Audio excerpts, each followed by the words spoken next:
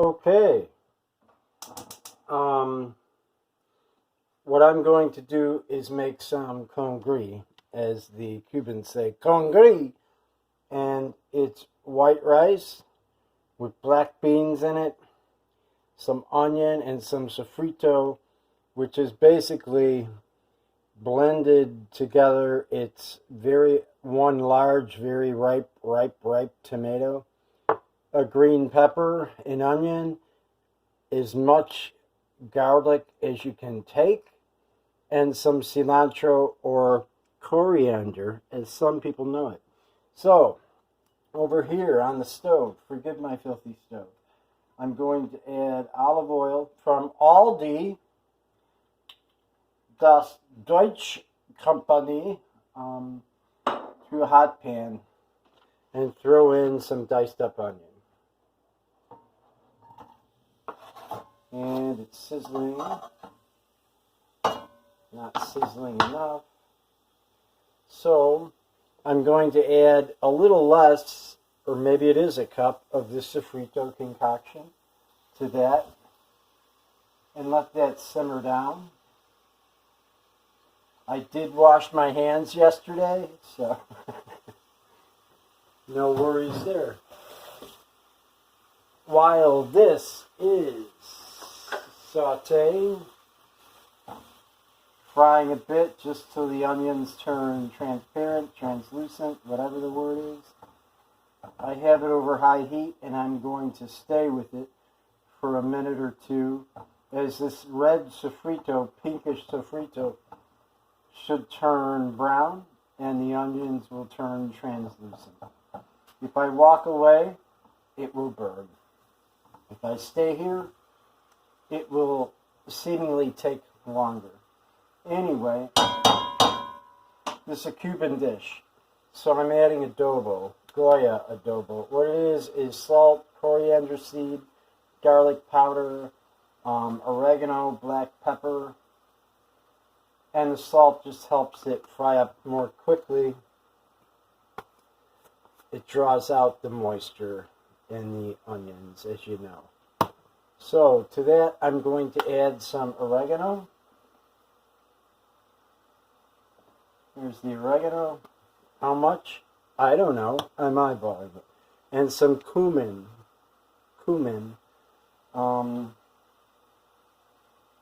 Mama, you might use cumin in cooking. I'm not sure. I know it's popular in Moroccan culture, Lebanese culture, Arabic culture, but you're not Arabic. So, anyway, I'm going to grind up some black pepper. I hope I'm not boring you. Hello, everyone. Welcome to Tim's Kitchen. Cooking with Tim. I make the sofrito ground up like that, and then I'll put it in smaller containers, freeze most of it, leave one in the fridge. It lasts forever that way. The way I cook a lot, so I like to eat. And I like to know what's going in here, what I'm actually putting in my body. So this is doing nicely now. It's where I want it to be. As soon as I mix this together, I'll give you the money shot of the sauteing onion, sofrito, and the spices. I haven't put any salt in except what salt is in the adobo, because some people like their food saltier, some people don't. So put it in yourself when you go to eat it. That's what I say. So, the money shot, pardon my fingers, here it is. That's just sauteing away. So I'll return the camera now that it's fogged up from the steam. Pardon my hand. I'm just going to let that go a little bit. Again, this is a Cuban dish. The Cuban economy is horrible, especially right now, due to our current political leadership. But this is doing well. And what I'm going to do is throw in 3 cups of long grain white rice. Again, from Das Aldi, because it's quality, it's rice.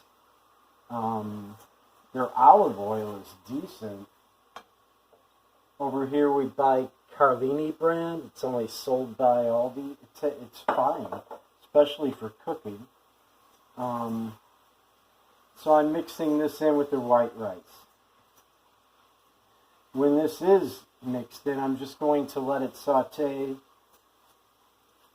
with maybe a little bit more olive oil for a minute or so, just to burn the rice a bit before I add the liquid.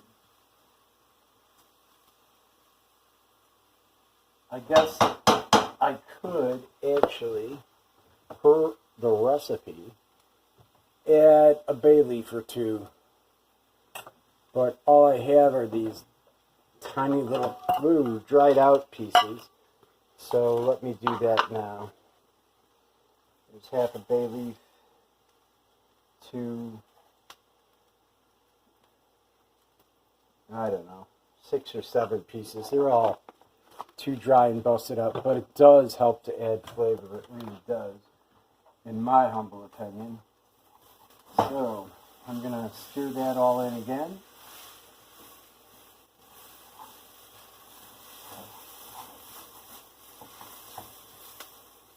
And then I'm going to add a little bit more olive oil, just so hopefully it won't stick to the bottom. Of course, people fight over the stuff stuck to the bottom, people that I know, so it's okay if a little burnt. So there goes the rest of the olive oil. How much? I honestly don't know. I'm eyeballing it. So what's left is, I think this may be 2 to 3 cups of black beans I made the other day. It's vegan. There's no meat in it. Actually, there is. I lied. There is meat in this one, ham. So certain people, dietary restrictions, I don't know. But that's like 3 cups, 2 to 3 cups. There's a couple of bone pieces in there, which is why it looks so huge.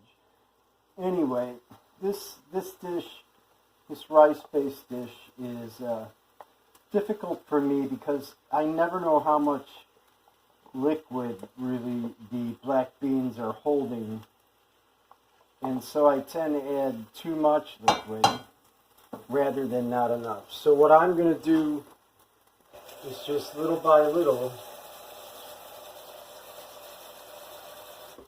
add enough liquid to more or less cover this rice and bring it to a boil. This is not brain surgery, it's just cooking. So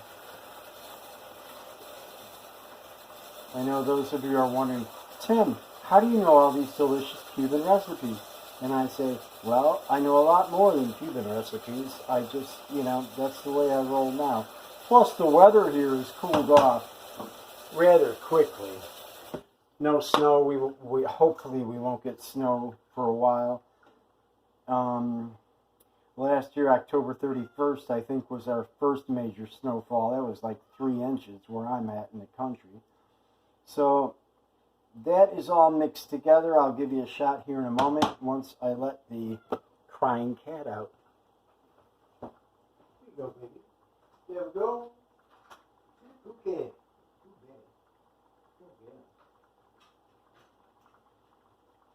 Okay, so she's outside, thankfully. She only wakes up during the day when I cook. It's really curious. Anyway, here is the money shot. Okay, welcome back, fans of Cooking with Tim. Let me show you what I've done. I don't know how much time has transpired, maybe 5 to 7 minutes. The liquid has boiled down. It's at or slightly above the level of the white rice. Everything is mixed together. And so what I'm going to do now, it's a crapshoot with me with the water content of the cooked beans. You can make this with canned beans. It's the same thing. I never know how much water content, so I never know how much water to add with the beans that have moisture inside them. So what I do, thanks to sister-in-law Laura, I cover it with brown paper. And I put a lid on it. It's on a very, very low simmer. I'm going to set the stove timer to 10 minutes. and hope for the best. And then I'll be back. Hello. Okay, as my trusted oven stovetop timer tells me, 10 or 11 minutes have passed. So let's see what we have. I'm going to remove the lid and the brown paper beneath it, and we'll see what we have. It's a lot of moisture. It's still too wet, so I'm going to let that just bubble away. I'm going to put the paper back on. Sorry for my poor camera skills. And then I'm going to put the timer back at 5, 6, 7, 8 minutes. And we'll see what happens when we return, okay? Later. And we're back. So, what's going to do is buzz. I'm going to turn off the timer. 8 minutes have passed. I've turned the heat up to high just in the past, I don't know, 5 seconds. And what I'm going to do is reach behind the camera over there to grab a red spoon. And I'm just going to mix this up. And it is done. It's that quick and it's that simple. Doesn't have to be black beans. I know people who use kidney beans, pink beans, garbanzo beans. Anything will work as long as it's a bean, not a pulse like lentil. It's still a little wet, but I'm going to plate some up so you can see how it looks. And again, this is not vegan because I put a ham bone in the black beans I made Monday. Today is Wednesday, so they just get better. So I'm going to plate that up so you can see what it looks like. I'm going to turn off the gas and just let as much liquid escape as possible.